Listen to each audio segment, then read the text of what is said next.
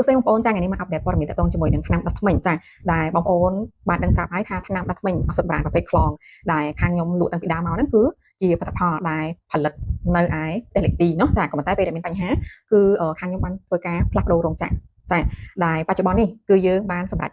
ចេញជាលទ្ធផលមកហើយចាអញ្ចឹងពីមុនគឺមានតែខ្លងទេក៏ប៉ុន្តែឥឡូវនេះចាគឺយើងមានពីរជម្រើសជូនអតិថិជនចាណាមានជាទីបហើយនិងមានជាខ្លងអញ្ចឹងសម្រាប់រូបមន្តគឺតែមួយទេចាគាត់ថាគឺខុសសាច់ថ្នាំចាណាខុសសាច់ថ្នាំគ្នាសម្រាប់មួយដាក់ទីបមួយទៀតដាក់ជាខ្លងដោយសារតែពីមុនមកក៏មានអតិថិជនគាត់ធ្លាប់សំណូមពរណាថាឲ្យធ្វើជាទីបមកអីចឹងណាចាតែពីមុនគឺធ្វើអត់បានចាចង់បញ្ជាក់ជូនថាខាងរោងចក្រនៅឯប្រទេសលេខ2គឺព្យាយាមធ្វើក៏ប៉ុន្តែធ្វើអត់បានចឹងណាតែឲ្យបរាជ័យអញ្ចឹងក៏អត់បានចេញជាទីបទេមិនមែនថាខាងរោងចក្រប្រទេសលេខ2អត់ព្យាយាមចេញទីបទេគឺព្យាយាមចេញក៏ប៉ុន្តែគឺធ្វើអត់បានចាក៏ប៉ុន្តែខាងយើងវិញគឺធ្វើបានជាមោទនភាពមួយដែលមិននឹកស្មានចាណាសម្រាប់ខ្ញុំក៏មានអារម្មណ៍ថាមានមោទនភាពខ្លាំងមែនទែនដោយសារតែឥឡូវនេះសម្រាប់ថ្នាំថ្មីអសុទ្ធបុរាណរបស់យើងគឺយើងផលិតនៅក្នុងរោងចក្រក្នុងប្រទេសកម្ពុជារបស់យើងផ្ទាល់តែម្ដងហើយសម្រាប់អសុទ្ធបុរាណពីមុនសម្រាប់ការផុសគឺយើងប្រើពាក្យថាអសុទ្ធបុរាណ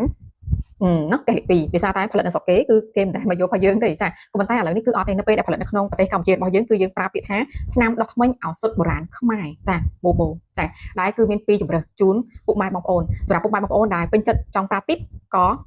ជ្រើសរើសយកទីបចង់ប្រើខ្លងក៏ជ្រើសរើសយកខ្លងចានិយាយទៅគឺតាមបេះដូងណាចាចង់បញ្ជាក់ជូនថាគុណសម្បត្តិរបស់ថ្នាំដុសធ្មេញនេះគឺដូចគ្នាចាជាថ្នាំដុសធ្មេញឱសថបុរាណអញ្ចឹងគឺជួយដោះស្រាយបានរាល់បញ្ហាមាត់ធ្មេញហើយបរិមាណនៅក្នុងការប្រើប្រាស់គឺដូចគ្នាចាប៉ុនក្របសណ្ដែកចាយើងនៅតែរក្សាលក្ខណៈសម្បត្តិកន្លែងនេះដដែលអញ្ចឹងឃើញមួយខ្លងរបស់យើង25ក្រាមហ្នឹងគឺប្រើបានចន្លោះពី3ទៅ4ខែអញ្ចឹងគឺគ្រប់យ៉ាងគឺដូចដដែលណាចាដូចដដែលខុសតែទីតាំងផលិតពីមុនផលិតនៅប្រទេសលេខ2ឥឡូវនេះគឺអត់ទេផលិតនៅក្នុងប្រទេសកម្ពុជារបស់យើងផ្ទាល់តែម្ដងចា